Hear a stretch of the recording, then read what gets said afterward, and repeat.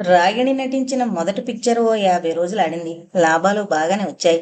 సుందరం ఈసారి ఆ పిక్చర్నే హిందీలో తీద్దామన్నాడు.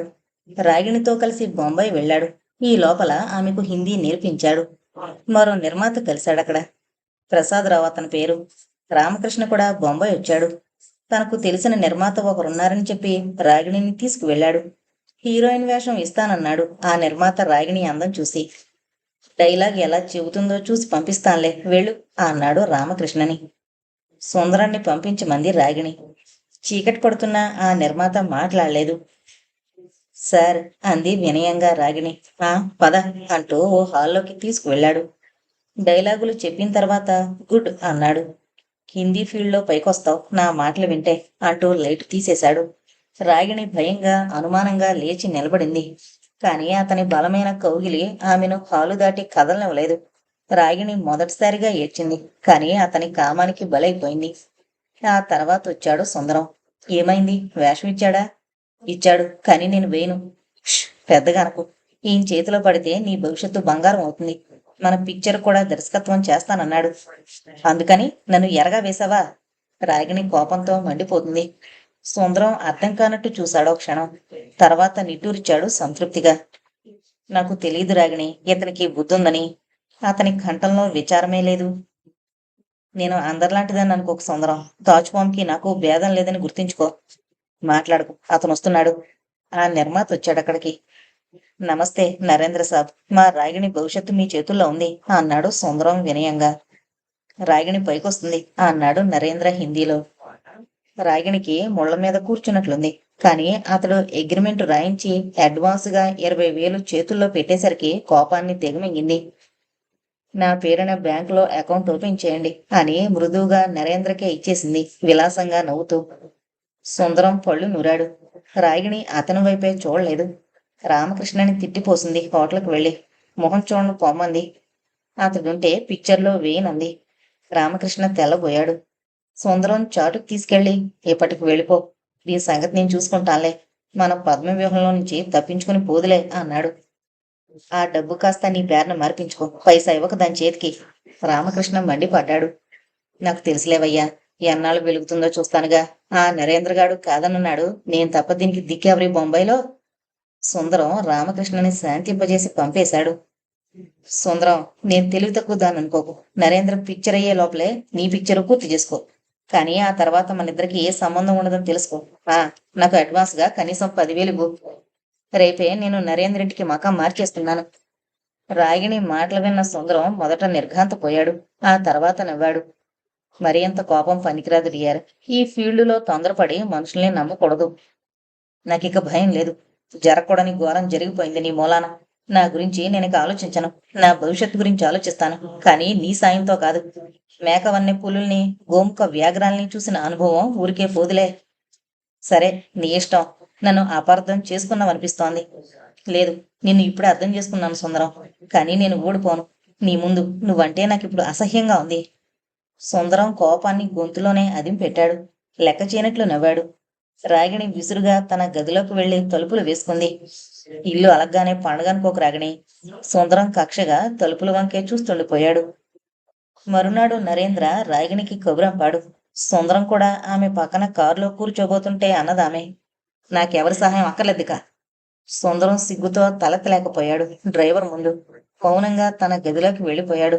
చలో అంది రాగిణి గర్వంగా నవ్వుకుంటూ. ఆమె ఎన్నడూ చేయని అలంకరణ ఆనాడు చేసుకుంది. తెల్లని జార్జెట్టు చీర కట్టింది. చీరకున్న ఎరుపు బార్డర్ ఆమె అందాన్ని ద్విగుణీకృతం చేస్తోంది. సౌందర్యరాశిలా మెరిసిపోతూ నరేంద్ర రూంలో అడుగుపెట్టింది. May come in sir? మృదువుగా అడిగింది. అతడు తలెత్తి చూసి కళ్ళు తిప్పుకోలేకపోయాడు. రాగిణి సన్నగా నవ్వుతూ చేతులు జోడించింది. Come in darling. ఏంటి వేళ భువనమోహనంగా ఉన్నావు? వీడికి నేను డార్లింగ్ని ఎప్పుడయ్యాను? ఆమె మనసు కక్షగా అనుకుంది. కాని ఏమాత్రం అయిష్టతని ముఖాన కనిపించనీలేదు. మీ పిక్చర్లో వెయ్యాలంటే మాటలా? అప్సరసలు కావాలన్నారుగా. కళ్ళు రెపరెపలాడిస్తూ మనోహరంగా నవ్వింది. మన పిక్చరు ఈసారి సూపర్ హిట్ అవుతుంది అంటూ నరేంద్ర ఆమె చెక్కిలిపైన ముద్దు పెట్టుకున్నాడు. రాగిణి మనసు బొగ్గున మండిపోయింది. నిన్ను బేకారించేసి వీధుల్లో అడుపు తినే వరకు వదలంలే. లోలోన క్రోధం అనంత సముద్రంలా విరుచుపడింది. మీరుండగా ఆమెకేం చేస్తుందిలేండి. నాకు హెల్ప్ చేసి పెట్టాలి మీరు. ఎక్కడైనా మంచి ఇల్లు చూసి పెట్టండి. ఆ సుందరంతో వేగలేకపోతున్నాను. అలాగే డార్లింగ్. మనదే ఓ బిల్డింగ్ ఉంది. అక్కడ ఉండొచ్చులే. నీకేం కావాలన్నా నన్నడుగు. రా, ఓ పెగ్గ వేసుకుందాం. మీరు కానివ్వండి. మృదువుగా తిరస్కరించింది. ఎవరో భార్యాభర్తలట. పద్మిని, చంద్రశేఖర్లట. డాన్స్ ప్రోగ్రాం ఉందని మా ఫ్రెండ్ ఒకడు ఫోన్ చేశాడు. వెళదామా? నరేంద్ర విస్కీని సిప్ చేస్తూ అడిగాడు. రాగిణి ఉలిక్కి పడింది. వెంటనే సమాధానం ఇవ్వలేకపోయింది. మనసులో ఎందుకో తెలియని బాధ. వెళదాం. ఎలా అన్నదో ఆమెకే తెలీదు. వెళతాను. ఆ పద్మిని నాకన్నా ఎన్ని రెట్లు డబ్బు సంపాదించింది అడుగుతాను. నన్ను మించిపోలేవని చెప్పొస్తాను. లోలోన ఈర్ష మనసుతో యుద్ధం చేయడం మొదలుపెట్టింది. నరేంద్ర ఆమె చేతిలో చేయి వేసుకుని కారు దిగాడు. వాళ్ళు వెళ్లేసరికే కార్యక్రమం మొదలైంది. పద్మిని, చంద్రశేఖర్లు రాధాకృష్ణ అన్న నృత్య రూపకాన్ని ప్రదర్శిస్తున్నారు. విశాలమైన పద్మిని కళ్లల్లో ప్రతి భావము అత్యంత సుందరంగా కదులుతూ ప్రేక్షకుల మనసుల్లో ఆనందాన్ని కురిపిస్తోంది. చంద్రశేఖర్ కృష్ణుడిగా లలితంగా అభినయాన్ని ప్రదర్శిస్తుంటే రాగిణి మనసులో వింత అలజడితో పాటు నిరాశ. వీళ్ళిద్దరి జంట నిజంగా ఎంత ముచ్చటగా ఉంది. ఫారెన్ వెళుతున్నారట నృత్య ప్రదర్శనలు ఇవ్వడానికి. కళాసేవకే పుట్టారేమో భార్యాభర్తలై. ప్రేక్షకులు ప్రశంసించకుండా ఉండలేకపోతున్నారు. రాగిణి హృదయం ఉడికిపోతుంది కోపంతో, దుఃఖంతో. సినీ స్టార్ మనోరమ చేస్తుంది భరతనాట్యం. దాని నాట్యంలో ఒళ్ళువిరుపులు ఎక్కువ అంటున్నారొకరు. ఏడ్చింది. అదో వేసిలాంటిది. ఈమె కళా స్వరూపిణి. చక్కగా, నీతిగా భరతతో కలిసి నాట్య ప్రదర్శనలు ఇస్తోంది. సినిమాల్లోకి ఎగబడి డబ్బు కోసం, కీర్తి కోసం ఒళ్ళొమ్ముకోవడం కూడా కళ అయితే దానికోసం అలా పరుగులెత్తడం మానాలి. శీలం కోల్పోయిన స్త్రీకి ఎంత పెద్ద స్టార్ అయినా విలువ ఉండదు, మనశ్శాంతి ఉండదు. తోటి ప్రేక్షకుడికి కళలోని విలువ గురించి బోధిస్తున్నారొకరు.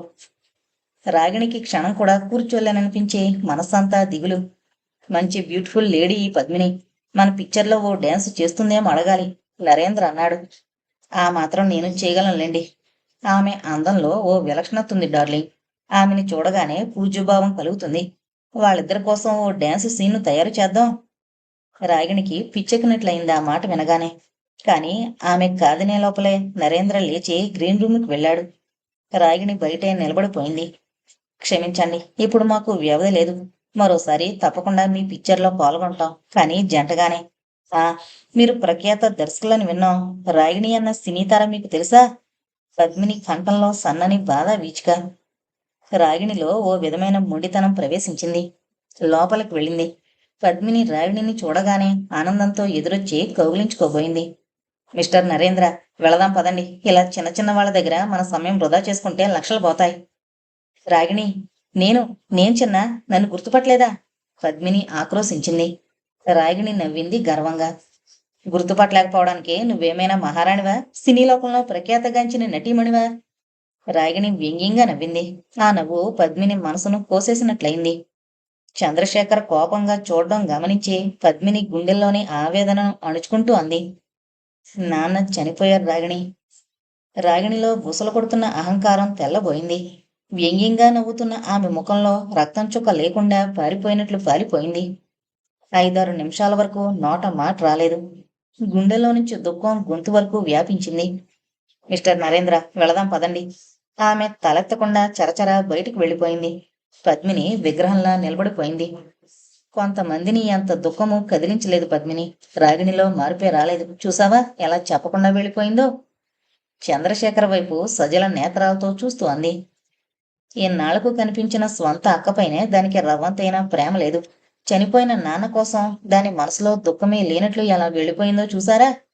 పద్మినిలో అప్పటి వరకు ఆనందం కదులుతోంది. కాని రాగిణి రాకతో మానుతున్న గాయం కెలికినట్లయింది.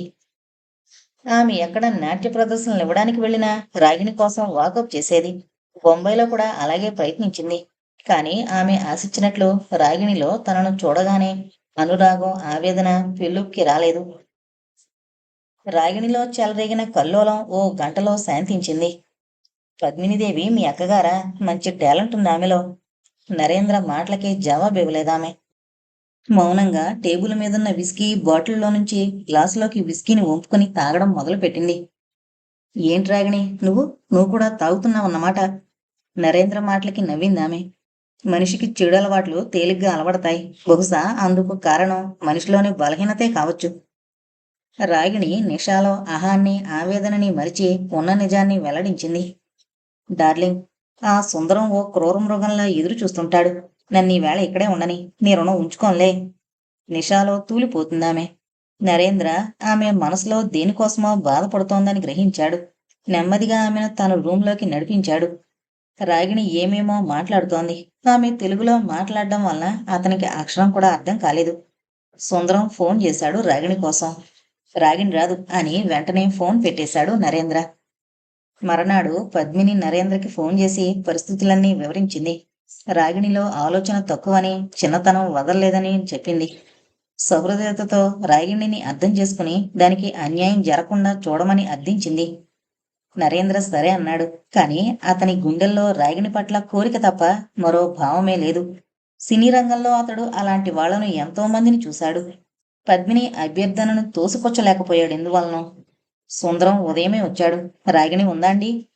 అంతలో రాగిణి వచ్చి అంది, ఈ రోజు నుంచి మీకు నాకు ఏ సంబంధం లేదు. మీ పిక్చర్లో యాక్ట్ చేయను. సుందరం సిగరెట్ ఆఫర్ చేశాడు నరేంద్రకి. చూడండి సార్, ఇప్పుడు కాదంటే ఎలాగో చెప్పండి. అది మీ ఇద్దరూ తేల్చుకోవాల్సిన విషయం. నాకు పనుంది. నరేంద్ర వరండాలోకి వెళ్ళిపోయాడు. అయితే నీకు డబ్బిస్తేనే చేస్తావన్నమాట. సుందరం గొంతులో ఇప్పుడు మర్యాదే లేదు. కనీసం 25,000 చేస్తాను. రాగిణి విలాసంగా నవ్వింది. నీలాంటి వాళ్ళు ఈ బొంబాయి నగరంలో వేలకు వేలున్నారని గుర్తించుకో. కానీ వాళ్లలో రాగిణి లేదు. నువ్వు అడ్వర్టైజ్ చేశావేమో హీరోయిన్ రాగిణి అని. ఎక్కడ దెబ్బ కొట్టాలో అక్కడే కొట్టిందామె. అందుకే నిన్ను క్షమిస్తున్నా. నువ్వు నన్ను క్షమించడం ఏంటి? ఆడవాళ్ల అందాన్ని కొనుక్కు తినే నీలాంటి వాళ్ల క్షమ ఎవడికి కావాలి? నాకు టైం లేదు. డబ్బు రెడీగా ఉంటే చెప్పు, సంతకం పెడతాను. సుందరం కోపంగా చూసి లేచి వెళ్ళిపోయాడు. నిన్ను నా చుట్టూ ప్రదక్షిణాలు చేయిస్తాను సుందరం. అంతలో కాలింగ్ బెల్ మోగింది. ఎవరా అని ఆమె వెళ్లి తలుపు తీసింది. ఓ పద్మినీదేవి గారా? మీ భర్త గారెక్కడా? పద్మిని పెదవులు దుఃఖంతో వణికిపోతున్నాయి. రాగిణి, ఇంటికి వెళదాం పద. ఎందుకు? నీకు తెలియదు చిన్న, ఈ ప్రపంచంలో ఆడది ఒంటరిగా బ్రతకలేదమ్మా. నేనేమీ ఒంటరిదాన్ని కాదు. నా చుట్టూ 100 మంది ఉన్నారు. నీకేం కావాలి చిన్న? అదేనా చెప్పు. నాన్నగారి ఇల్లు, బ్యాంకులో ఉన్న 20,000. నాకు ఒకరి దయాధర్మం అక్కర్లేదు. నా పేరు రాగిణి. చిన్నగిన్న అనకు. ఎవరు నీకు ధర్మం చేయనవసరం లేదు చిన్న. రాగిణి. పద్మిని చిన్నాని పొరపాటు చేసినట్లు ఆగి ఆ తర్వాత రాగిణి అంది, నీకు 1,00,000 సార్లు చెప్పాను. నాకు నేనే పెద్ద ఆస్తి అని. ఈ అందంతో కీర్తిని, ధనాన్ని సంపాదించుకోగలను. ఇంత అందం ఎక్కడో ఓ మూల వృధాగా 4 గోడల మధ్య మిగిలిపోవడం నాకు ఇష్టం లేదు. ఈ నరేంద్రని నమ్ముతున్నావా? నా అవసరం ఉన్నంత వరకు నమ్ముతున్నట్లు నటిస్తాను. సరే, సుందరంతో వివాహం జరిగిందా? పద్మిని ఆ ప్రశ్న ఎంతసేపటి నుంచో అడగాలనుకుని అప్పటికే అడగగలిగింది. నాకు అతనంటే అసహ్యం. నాకిప్పుడే పెళ్లి చేసుకోవాలని లేదు.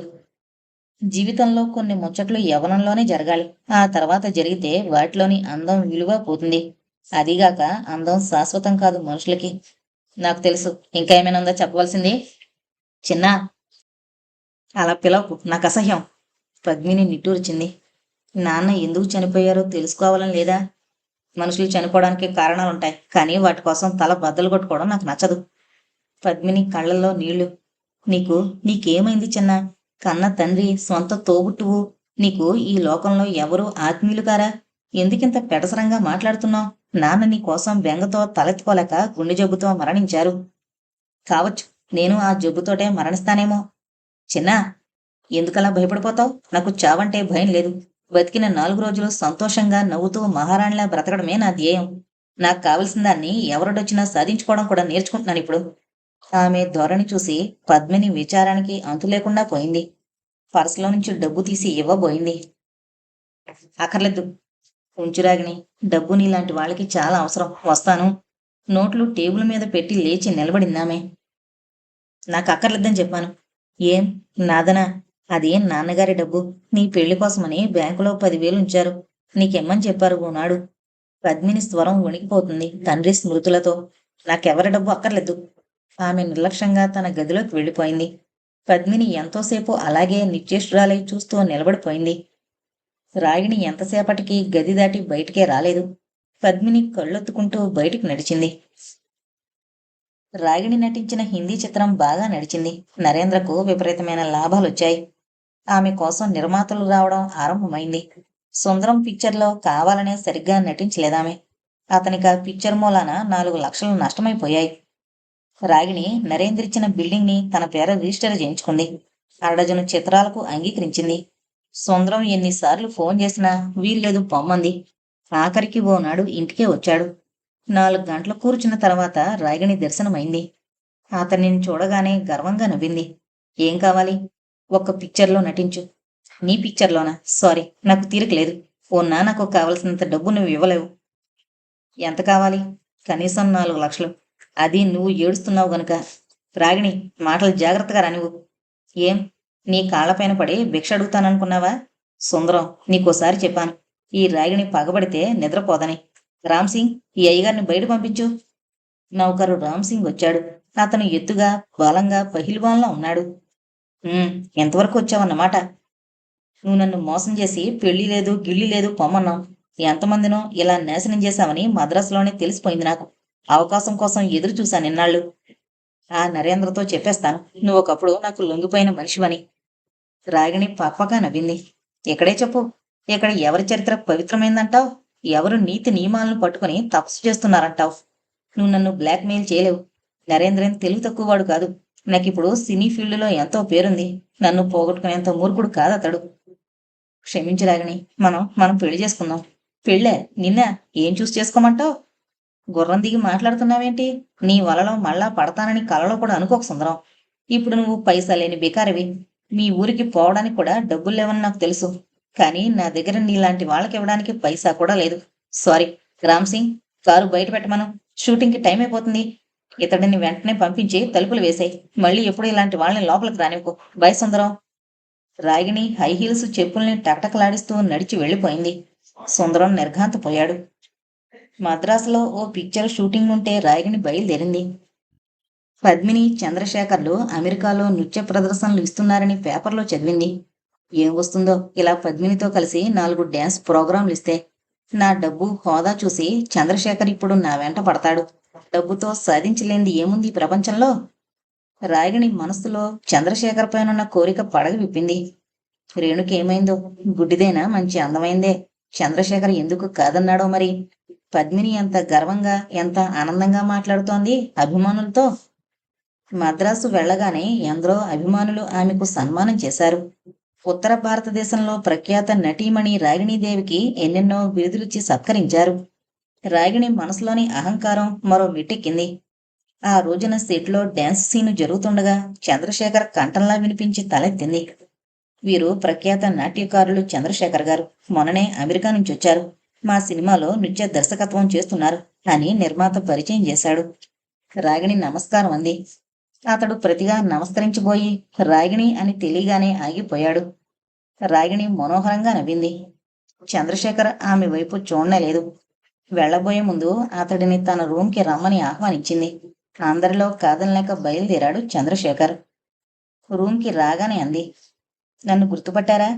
చంద్రశేఖర్ విస్మయంగా చూశాడు. అమెరికాలో రాగిణిలా అందమైన వాళ్ళున్నారా? నాకు తెలీదు. పద్మినీదేవికి ఎంతమంది పిల్లలో? ఎంతమంది అనుకుంటున్నావు? కనీసం ఓ అరడజనైనా ఉండాలి. వ్యంగ్యంగా నవ్వింది.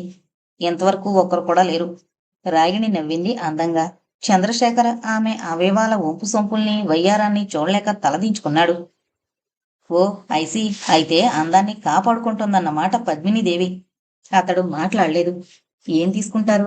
విస్కీయా, బ్రాందీనా, లేక వోడ్కా తీసుకుందామా? నాకు అలవాట్లేదు. రాగిణి కనుబొమ్మలు ముడిచింది. అతడు లైటు వెలుగులో మరింత అందంగా మెరిసిపోతున్నాడు. ఈ మనిషి అందం నన్ను నిలవనీయడం లేదేంటి? ఎంత ఆకర్షణ ఆ కళ్ళల్లో! నా పక్కన నటించే హీరోలెవరు ఇతనికి సరిపోరు. ఎంత గంభీరత స్వరంలో! ఎందుకలా ముడుచుకుపోతాడు నేను నవ్వుతుంటే? రాగిణి తన ఆలోచనల్లోంచి బయటపడంది. మిమ్మల్ని ఎందుకు రమ్మన్నానో చెప్పగలరా? పద్మిని గురించి అడగడానికి అనుకుంటున్నాను. కాదు, మిమ్మల్ని నా పక్కన హీరోగా వేయమని అడగడానికి పిలిచాను. ఈ రోజున నేను చెబితే ఏ నిర్మాత అయినా వింటాడు. నేను పద్మినితో తప్ప ఎవరితోటి నటించలేను. పద్మినికి నాకు భేదం ఏముంది? వయ్యారంగా కదులుతూ అంది. అతడు ఓ క్షణం ఆమె వైపు నిశితంగా చూశాడు. ఆమె ఏ భావంతో అలా అందో అతనికి అర్థమైపోయి ఒళ్ళు జల్లరించింది అసహ్యంతో. నీకు లేకపోవచ్చు, కానీ నాకు పద్మిని తప్ప మరొకరితో నటించడం రాదు.